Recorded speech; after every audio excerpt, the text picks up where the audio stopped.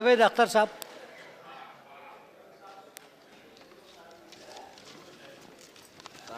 शुक्रिया चेयरमैन साहब।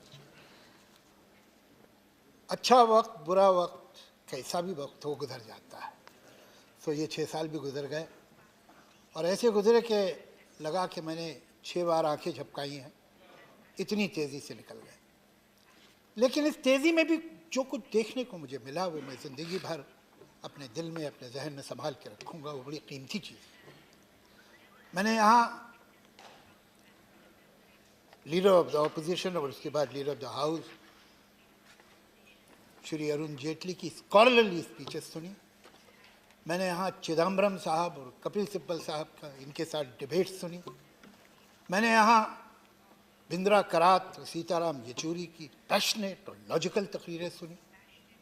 मैंने यहाँ श्री रविशंकर प्रसाद के विट को देखा। यहाँ राम गोपाल यादव साहब जो सख्त से सख्त बात नर्म से नर्म लहजे में कह सकते हैं, उनकी बातें सुनी। और भी सुनता, लेकिन मुझे एक किस्सा याद आ रहा है। मजाज उर्दू के एक बहुत बड़े शायर थे और उनका सेंस ऑफ ह्यूमर भी बहुत मशहूर था। तो कश्मीर गए तो पहली बार किसी मुशायरे में, तो वहाँ किसी ने पूछा कि मजाज साहब आप पहली बार आए, यहाँ के कुदरती नज़ारे देखे आप, कैसे लगे? कल भाई बहुत अच्छे लगे, और ये बीच में पहाड़ वहाड़ आ गए वरना और भी दिखाई देते। तो यही कह सकता हूँ कि बीच में बहुत सारे एडजॉर्नमेंट आ गए थे, वरना और भी तकरीरें सुन लेता। लेकिन खैर जितना सुना वो भी काफ़ी था। अब क्या फ़ायदा, मैं तो आपकी तारीफ कर चुका। जब ना रहे तो बेहतर। यहाँ जब मैं आया था तो एक ख़ास मकसद, एक ख़ास लक्ष्य लेके आया था। कुछ राइटर्स की, कंपोज़र्स के प्रॉब्लम थे इस मुल्क में कॉपीराइट के, और वही दुख लेके मैं आया था। मैं सोनिया जी से मिला अपने साथियों के साथ। उन्होंने हमें मनमोहन सिंह जी के पास भेजा। उन्होंने भी सुना तो उन पे भी उतना ही असर हुआ जितना सोनिया जी पे हुआ था। मनमोहन सिंह जी ने कहा कि देखिए हम आपका साथ ज़रूर देंगे, लेकिन आप अपोजिशन से, ख़ासतौर से बीजेपी से बात कर लीजिए, उनके बगैर आपका काम नहीं हो पाए। तो हम अरुण जेटली साहब के पास गए और मुझे थोड़ी हैरत भी हुई, खुशी भी हुई कि बहुत हद तक तो हमारा प्रॉब्लम जानते ही थे, लेकिन थोड़ी डिटेल हमने और दी। और जिस तरह उन्होंने रिएक्ट किया, उस दिन मुझे मालूम हुआ कि ये काम हो जाएगा। लेकिन ये बात मुझे बड़ी अच्छी लगी मनमोहन जी की, कि उन्होंने कहा कि अपोजिशन से कर लीजिए, उनके बगैर नहीं होगा। ऐसा ही होना चाहिए। देखिए सरकारें तो उन मुल्कों में भी होती हैं जहाँ डिक्टेटरशिप है, सरकारें तो वहाँ भी होती हैं जहाँ शेखडम से और बादशाहते हैं। लेकिन डेमोक्रेसी में और इन हुकूमतों में फ़र्क क्या है? वहाँ सिर्फ सरकार होती है, यहाँ सरकार और अपोजिशन दोनों होते हैं। और सही किसी ने कहा है कि चमन में इख्तिलाते रंग बू से बात बनती है, कि खुशबू और रंग से मिल के चमन में बात बनती है। चमन में इख्तिलाते रंग बू से बात बनती है। हम ही हम हैं तो क्या हम हैं, तुम ही तुम हो तो क्या तुम।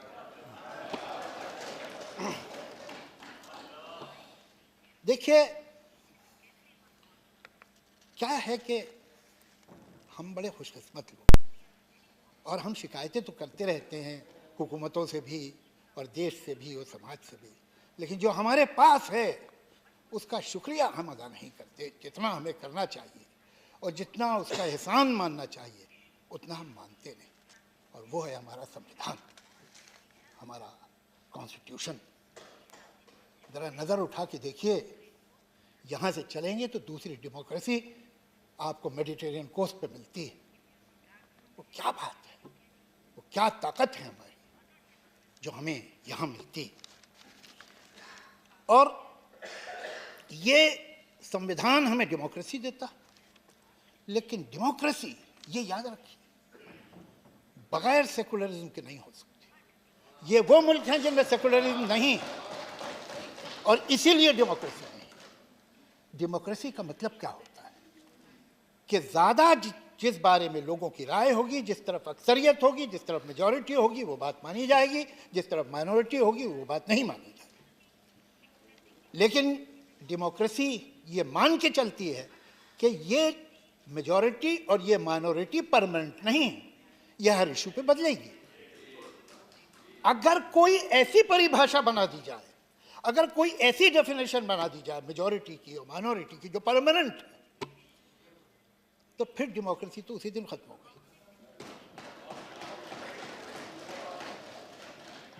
हम अगर सेकुलरिज्म की बात करें, हम अगर सेकुलरिज्म को बचाने की कोशिश करें, तो किसी एक वर्ग या दूसरे वर्ग पे कोई एहसान नहीं कर रहे। हमको सेकुलरिज्म इसलिए बचाना होगा कि इसके बगैर डेमोक्रेसी ही नहीं बच सकती। लेकिन मैं ऐसा विश्वास रखता हूं कि हमारे देश में ये बहुत बड़ा अचीवमेंट है, हमारे बहुत से अचीवमेंट। हम जब आज़ाद हुए तो शायद सुई बनाने के काबिल नहीं थे, आज हम एक इंडस्ट्रियल कंट्री हैं, बहुत बड़ी पावर है, बहुत बड़े अचीवमेंट्स हैं हमारे। शायद इससे भी ज़्यादा हो सकते थे, लेकिन जितने हुए वो भी बहुत थे। लेकिन सबसे बड़ा अचीवमेंट ये है कि हमने अपनी ज़मीन की धरती में जनतंत्र को उतार दिया। उसकी जड़ें इतनी गहरी हैं कि उखड़ नहीं सकती है, ये मुमकिन नहीं। ये बहुत बड़ा तोहफा है जो हमारे बुजुर्गों ने हमें दिया है। और एक तरफ ये डेमोक्रेसी, एक तरफ ये कमाल का संविधान, और दूसरी तरफ एक ऐसा मुल्क, एक ऐसी आबादी जिसमें 50% लोग जो है वो 27 साल की उम्र से नीचे,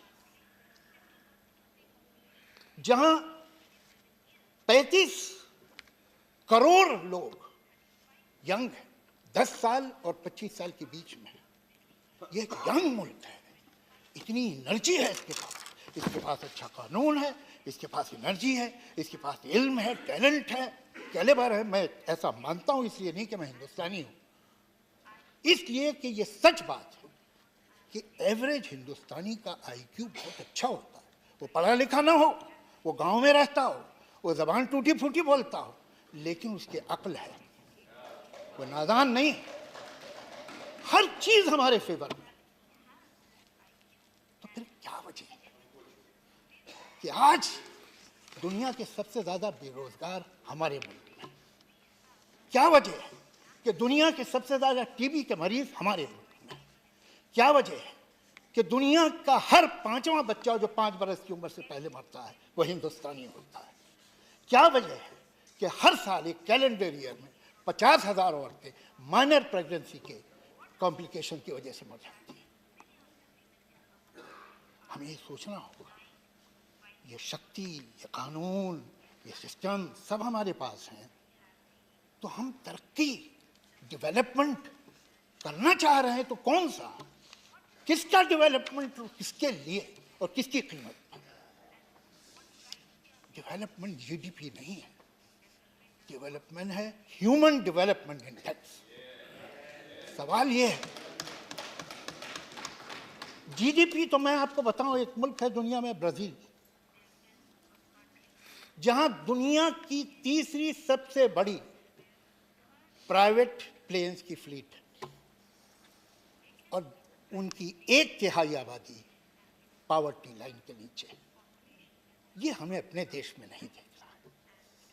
मैं ऐसा विश्वास रखता हूं कि कोई भी पार्टी हो, वो तो चाहती तो यही है कि इस देश का भला हो। और अगर हम जरा सा उठ जाए, मैं देखता हूं कि जहां ये समस्या है, बेरोजगारी की, हॉस्पिटल की, दवा की, स्कूल की, कॉलेज की, इंफ्रास्ट्रक्चर की, वहां हम अपनी एनर्जी किन चीजों में लगा रहे हैं? वो क्यों वेस्ट हो रही है? आए दिन कुछ ऐसी बात सुनने को आती है जो न सुनते तो अच्छा था। अभी 2-3 दिन पहले एक साहब है जिन्हें ख्याल हो गया है कि वो नेशनल लीडर है, हालांकि हकीकत यह है कि वो हिंदुस्तान की एक स्टेट आंध्रा, कि एक शहर हैदराबाद, कि एक शहर, उस शहर के मोहल्ले के लीडर है। उन्होंने ये कहा कि वो भारत माता की जय नहीं कहना चाहते, नहीं कहेंगे, इसलिए कि संविधान उन्हें नहीं कहता, संविधान तो उन्हें शेरवानी पहनने को भी नहीं कहता और टोपी लगाने को भी नहीं कहता।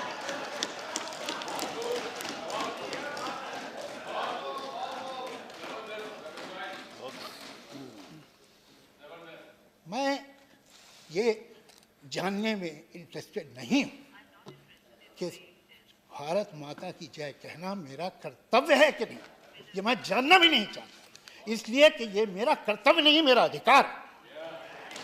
और मैं कहता हूं भारत माता की जय, भारत माता की जय, भारत माता की जय। कि कौन लोग हैं? मैं इस बात को और इनके इस ख्याल को जितने सख्त वर्ड मुमकिन है जो एक्सपंज न हो उनमें कंडेम करता हूं।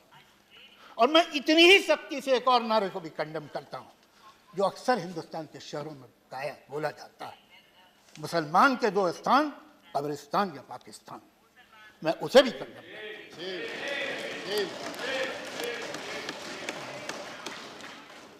अब हम रुक नहीं सकते, वक्त रुकता नहीं, या तो हम आगे जाएंगे या पीछे जाएंगे। हमें फैसला करना है। हम इस दोराहे पे जिन मुल्कों में, जिन समाजों में अक्लमंद वो है जो तजुर्बे से सीखे, लेकिन उससे ज्यादा अक्लमंद वो है जो दूसरे के तजुर्बे से सीखे। देख लीजिए जिन मुल्कों में धर्म का बड़ा बोलाबाला है, जिन मुल्कों में ये यकीन है कि गुजरा हुआ ज़माना बड़ा अच्छा था, जिन मुल्कों में ये ख्याल है कि जो हम कह रहे हैं वही ठीक है, सब तेरे सिवा काफिर, आखिर इसका मतलब क्या, सर फिरा दे इंसान का ऐसे खपते मजहब क्या। जिन मुल्कों में ये खप्त वो कहाँ गए? जहाँ बात पर जबान कटती है, जहाँ आप एक लफ्ज़ बोल दें जो धर्म के खिलाफ हो, मजहब के खिलाफ हो, तो फांसी दे दी जाती है। वो मुल्क हमारी मिसाल बनने चाहिए, या वो कि जहाँ हर तरह की आज़ादी, जहाँ last temptation of Jesus Christ भी बन सकता है। कौन से मुल्क सही है? कहाँ इंसान आराम से है, कहाँ गंदगी देता है? ये दो रहा है। आजकल जिसे हम फ्रिंज कहते हैं वो फ्रिंज दिन ब दिन बड़ी होती जा रही है और उसकी ज़रूरत नहीं है। मैं शायद मेरे कुछ दोस्त मुझसे नाराज़ भी हों इस बात, लेकिन ये मैं दिल से समझता हूँ कि इस सरकार में बड़े काबिल लोग भी मौजूद हैं और जो बहुत अच्छा काम करते हैं और कर सकते हैं, लेकिन उनके ऊपर ये बहुत बड़ी जिम्मेदारी है कि ये सो कॉल्ड फ्रिंज जो कि न सिर्फ मामूली लीडर्स हैं बल्कि एमएलए भी हैं, एमपी भी हैं, मिनिस्टर ऑफ स्टेट भी हैं और कभी कभी मिनिस्टर भी हैं, वो इनको काबू में ले। इसलिए जावेद साहब जी, मजबूरन मेरी नजर घड़ी पे है। मैं भी मानता हूं सर वक्त अच्छा नहीं है। मैं बिल्कुल आपके साथ हूं। तो मैं यही उम्मीद करूंगा कि ऑपोजिशन हो कि सरकार, ऑपोजिशन का भी रोल है, इसलिए कि ये जो नौजवान हैं ये हमेशा नौजवान नहीं रहेंगे। जापान ये एडवांटेज खो चुका है, चीन ये एडवांटेज खो रहा है। आपके पास ज़्यादा से ज़्यादा 20 साल हैं जब आपके पास ये एनर्जी है। आप एक प्लेटो पे पहुंच जाएंगे, फिर वहाँ बहुत दोनों चलेंगे, 100-150 साल बाद फिर ये हालात आएंगे। तो अपोजिशन को भी सोचना चाहिए और सरकार को भी कि यहाँ काम, ये एडजॉर्नमेंट जो है हमें आगे नहीं ले जाएंगे और ये पोलराइजेशन भी हमें आगे नहीं ले जाएगा। एक ऐसा हिंदुस्तान बने और बन सकता है, बहुत मुश्किल नहीं है, बहुत आसान है, कि जहाँ हर सर पे छत हो, जहाँ स्तंभ पे कपड़ा हो, जहाँ पेट में रोटी हो, जहाँ हर एक के पास दवा हो, इलाज हो, स्कूल, सड़कें हो, बिजली हो, पुल हो सकता है। जरा सा बस अगले इलेक्शन की परवाह बंद कर दे आदमी और सब कुछ हो जाए। बहुत बहुत शुक्रिया। शुक्रिया।